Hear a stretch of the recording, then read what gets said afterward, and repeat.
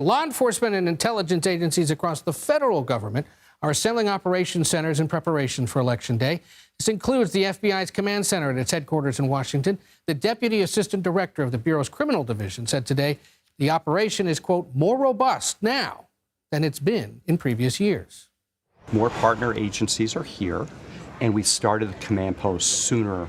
We started last week, and we're running it for a good 8-9 days. So those are the big differences. A trio of guests who've been tracking stuff like this join us now. David Becker is a CBS News election law expert and political contributor. Nicole Sganga is a CBS News Homeland Security and Justice reporter. And Catherine Cole tracks the Supreme Court and legal issues for us as well. Nicole, let's begin with you. Federal officials tracking for potential violence or widespread misinformation today said they've so far seen no evidence of activity that has the potential to materially impact the outcome of the presidential election. But they believe Russia's already attempted to interfere in the election. What can you tell us about that? Yeah, Ed, there's no evidence of cyber hacking, but officials fear that our foreign adversaries, including Russia, will be successful in what's now known as perception hacking, undercutting trust in the integrity of this election by spraying a fire hose of disinformation online.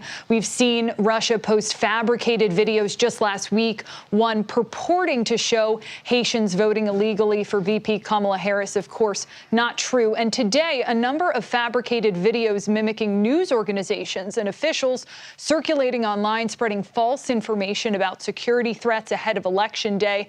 The videos were likely created by a Russian disinformation group, researchers tell us. In fact, one of those fabricated videos was created to look like a report from CBS News, falsely said the FBI was advising people to vote remotely due to a potential terror attack. Now, let's be clear, no such warning has ever been issued by U.S. officials in the run-up to Election Day. No such report was produced by CBS News, and you can't vote remotely. But this is straight out of a Russian playbook. It's called information laundering, pushing out false headlines disguised as legitimate news, amplified across social media platforms. Some of that activity sped up by artificial intelligence. But officials have been warning about these tactics, and there's plenty that you and I and everyone can do to stop the spread of these false narratives. Think before you click, and always verify the source of any information before you share it. Nicole, that's fantastic. Now, you talked there about perception hacking, information, what was the other one? Information laundering. Laundering. David, you got all that, plus Trump now spreading claims of fraud in this election, accusing Pennsylvania of cheating. There are Republican attempts to purge voter rolls in a handful of states, all prompting concern from federal officials. I mean, what should voters make of all this? Well, first of all, what voters should make of it is we've officially passed the 80 million mark of ballots that have been cast as of today.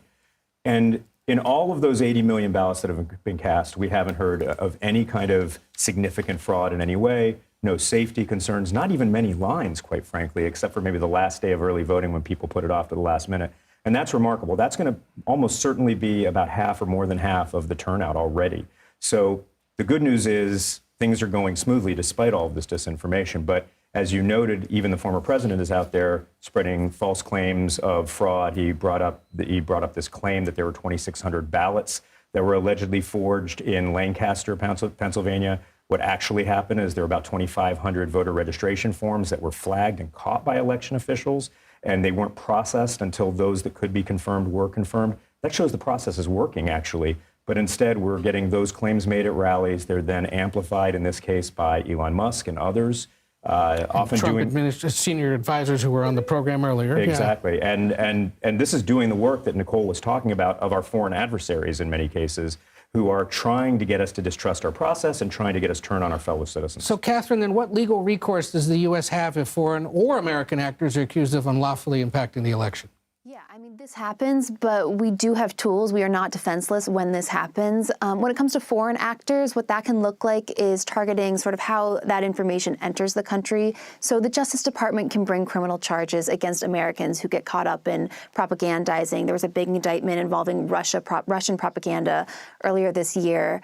And there's preemptive measures, too. The FBI worked with our big social media companies to help identify and collaborate on stopping disinformation. And then, of course, course, the traditional tools of foreign policy are available. President Trump issued an executive order that contemplated sanctions against foreign governments that interfere in our elections. President Biden has adopted that executive order. So there are tools available when it comes to foreign interference. And then with domestic interference, the toolbox is even bigger, frankly. I mean, it is a federal crime to interfere in our elections. Full stop. The FBI will be monitoring our polling places. They will be taking in reports of harassment, of fraud, of other problems. And undoubtedly later this week, we're going to see investigations, criminal charges. These things happen, but our officials are on top of it. Yeah. Nicole, in our remaining moments here, about 40 seconds or so, the FBI showed off that Joint Operations Center today. How are they preparing exactly for the election? Yeah, it's a 24/7 National Election Command post at headquarters here in Washington, D.C. It'll be open all this week. It's used to funnel information that comes into FBI tip lines towards its field offices and conversely pass up any reports of specific or credible threats up the chain of command.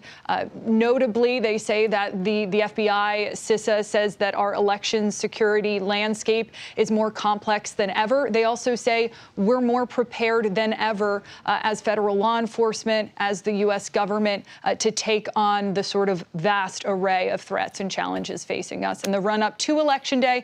And by the way, Ed, in the days and weeks after. And that is why we at CBS News are so prepared, because we have David Becker, Nicole Sganga, Catherine Cole, and many others tracking all this and prepared to report on it all as it plays out in the coming days and weeks. Thanks to all three of you. I know you'll be busy in the coming days.